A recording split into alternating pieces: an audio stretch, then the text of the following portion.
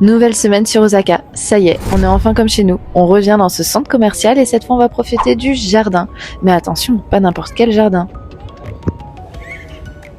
C'est un espace en plein air où les enfants peuvent jouer, mais il y a un petit truc en plus. On a évidemment des habitations et des arbres juste à côté de nous, mais c'est surtout qu'on est en hauteur, et oui. Finalement, les parcs sont cachés un petit peu partout. Donc au Japon, au mois de juin, il fait soit très très chaud comme ce jour-là quand on était à cette plaine de jeu, ou alors il pleut. Donc on en profite comme on peut. Et on peut vous dire qu'avec nos enfants, on va connaître presque tous les parcs d'Osaka. En tout cas, toutes les plaines de jeu. Et bien sûr, quand on a voulu profiter de Kyoto, eh bien écoutez, la chaleur était bien présente, mais aussi tous les gens. Victoire a beau se lever à 5h30 du matin à cause du soleil qui se lève à 4h45 ici et qui n'a pas de volet. On est parti à 7h30 de notre appartement. 1 heure de trajet plus tard, arrivé à 8h30, 9h à Kyoto. Regardez le monde qu'il y avait déjà.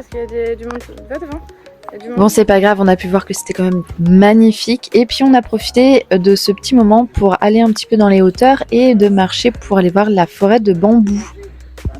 À Kyoto, il y en a 2 et on en a fait juste une seule et c'était vraiment très reposant. Et surtout, c'était à l'ombre, ça a fait vraiment du bien.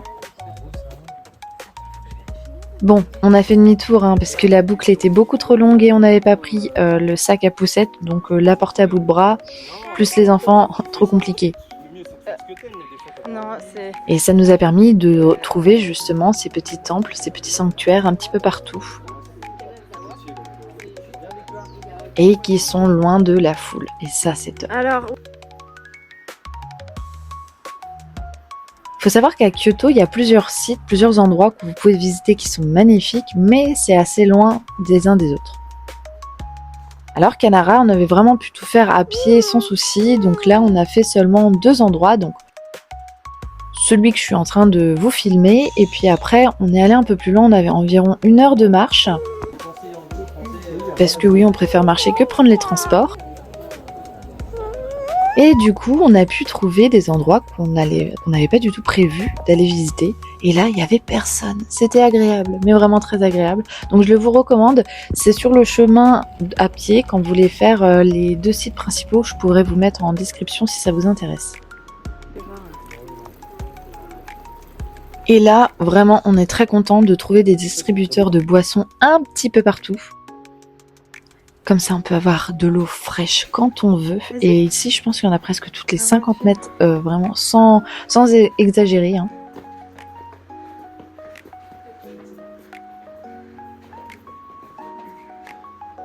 Regardez-moi comment c'est magnifique. On a vraiment eu de la chance de trouver ce petit endroit. Et la patience pour réaliser ça.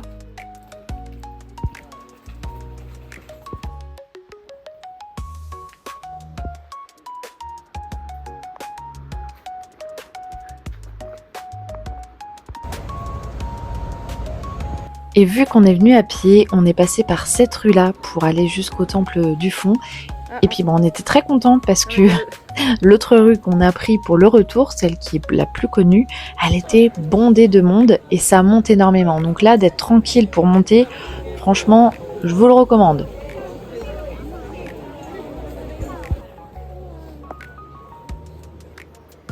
On dirait pas sur la vidéo, mais là, il fait très très chaud. On est à plus de 30 degrés à peu près, même s'il y a des nuages.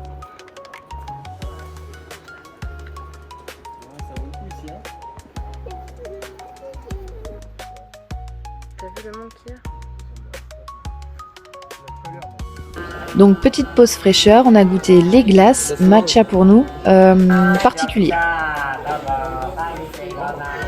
Et fraises vanille pour les enfants. Donc voilà, le monde. Et encore une fois, dès qu'on va dans les petites rues, forcément, il n'y a personne. Et ça, c'est très agréable. Quoi? Bah non.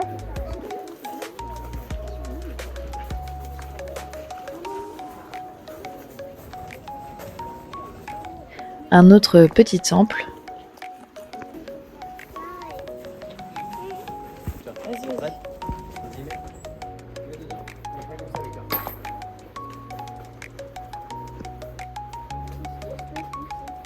Non.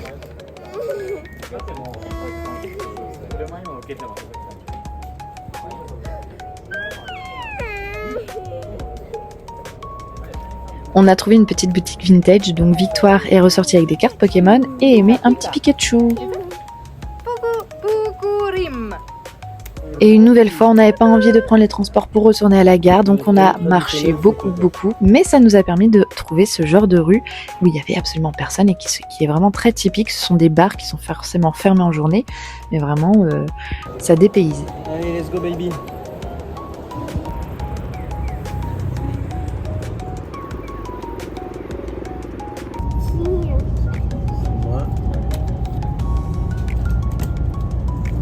Moi, c'est le poisson. Là, je vais vous filmer des wagons réservés aux femmes. C'est vraiment top parce qu'ici, c'est vraiment blindé. Et les frotteurs, non merci. Donc au moins, quand on se sent pas en sécurité, hop, on va là-bas. Et là, c'était une petite brocante qui a lieu tous les 3e week-ends du mois, si je me trompe pas.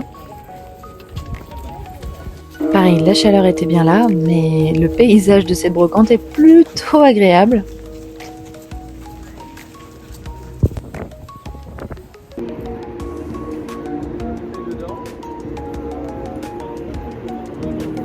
Et ensuite, direction Umeda, où cette fois on est allé dans un autre Pokémon Center pour trouver d'autres cartes Pokémon.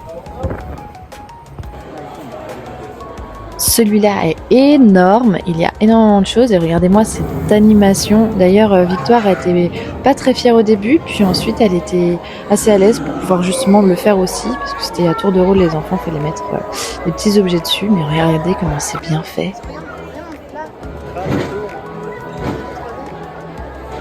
Et voilà, encore une semaine avec nous et en tout cas on vous dit à la semaine prochaine pour de nouvelles vidéos.